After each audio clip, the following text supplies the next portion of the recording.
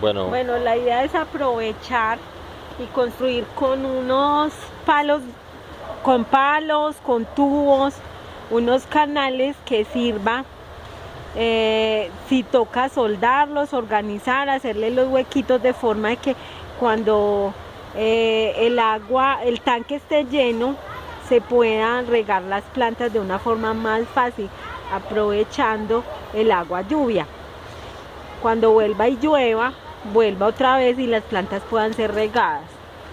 En Neider, ¿qué podemos complementar? Bueno, yo le sumo que podemos hacer un tanque metálico. Primero hacer el tanque y colocarle los canales que lleguen a las plantas.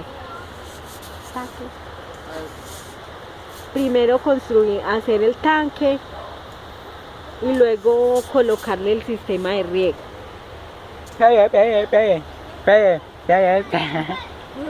Pero esto es pensar más en cerquita, profe, más cerca a las plantas.